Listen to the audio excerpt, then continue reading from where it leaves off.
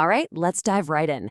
This week, we're doing a deep forensic analysis of a really critical 7-day period in the subconscious. Think of it as mapping a soul in transit, a journey defined by this intense struggle between the heavy pull of the past and the undeniable promise of a new future. So, here's our roadmap. We're breaking this transit down into 5 key phases. We'll start by feeling the weight of what we call old gravity. Then, we'll watch the descent, a moment of severing old ties. After that, we'll decode the symbols at the liminal way stations, see the first sparks of innovation, and finally, we'll uncover the sovereign treasures that were secured. Let's get into it. Okay, so to really understand what's happening, you have to picture the dreamer caught between 2 entirely different worlds. On the surface, they're pushing hard for something new. But underneath it all, these old identities and legacy systems are they're like heavy chains, constantly pulling them back. And here we find this incredible piece of data from a previous log. It's a single sentence, but it basically becomes the ghost in the machine for this entire week. You are using the wrong tool for the job. Do not go back to the old way. It's this powerful warning from the inner self, and it just echoes through every single choice that gets made. So, what does this old gravity actually look like in the data? Well, we see 4 key patterns really holding things down. First, there's this fixer attitude, right? That default shield of trying to solve everyone else's problems. Second, a very real financial dependency on the transport industry. Third, you've got the lingering authority of a father archetype influencing career choices.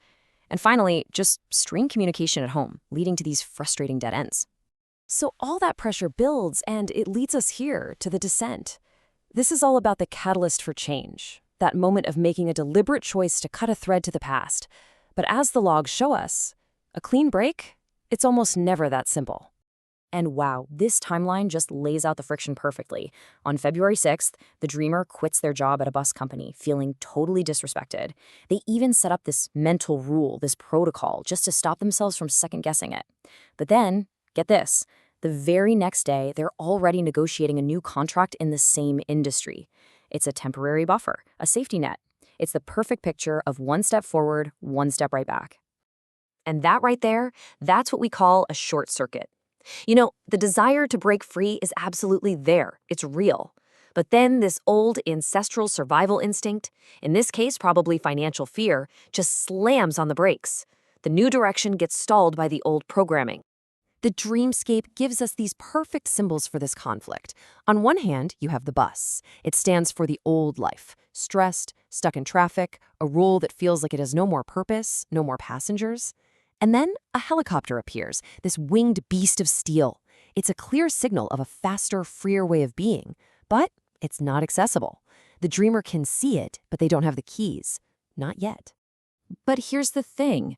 Even with all those setbacks and short circuits, something deep is shifting. And now we get to look at the evidence, the threshold markers. These are symbols straight from the dream world that show us real internal change is happening. They are the signposts pointing the way forward.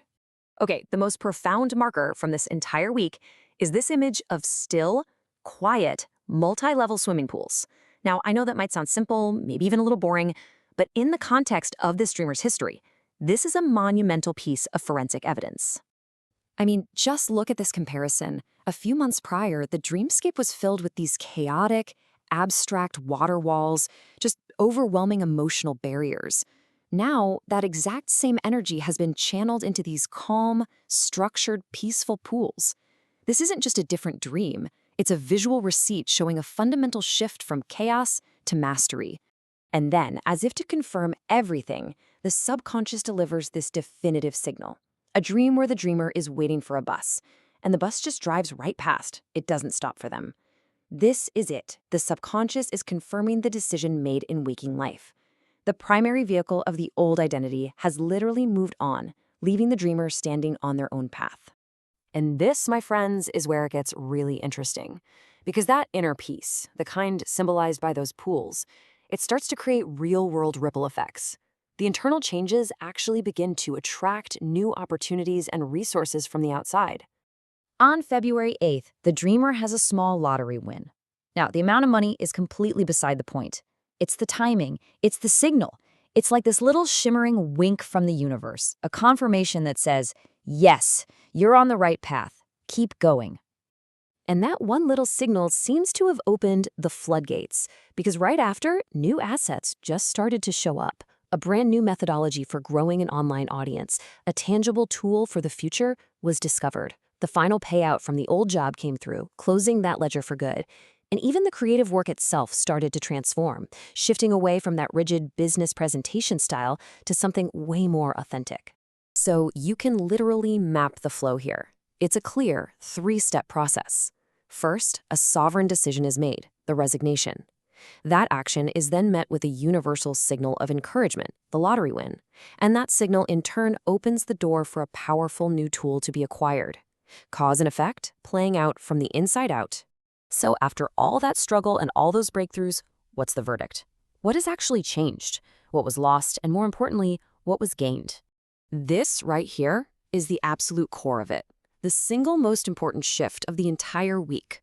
The old identity of the fixer, constantly trying to solve external problems, always feeling undervalued and silenced, that identity is purged. And in its place, a new one is claimed. The sovereign gardener. Someone focused on tilling their own inner foundation first. Someone who is the architect of their own soul. And from this massive identity transit, we can see three distinct treasures that were secured. First, the sovereign voice, that reclaimed power of personal opinion. Second, the pristine currency, a financial slate wiped clean by that final payout and the lottery win. And third, the new tool set, that practical, advanced method for reaching a web audience. So it all comes down to this, the final question of the verdict. With a new identity claimed and these treasures in hand, has the dreamer successfully passed through the gates? And the answer is not quite. A profound shift has absolutely occurred, but the journey isn't finished. And the key piece of evidence is this deep, profound fatigue that settles in. It's a classic signal, you know? The soul is moving so fast that the physical body is just struggling to keep up. And so a few key challenges carry over.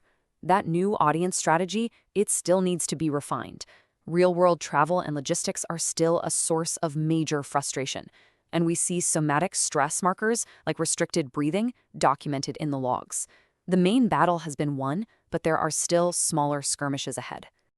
If this week's mapping of the collective dreamscape resonates with your own story, or if you're just interested in seeing more, we'd love for you to leave a comment below with your most vivid anchor from the week.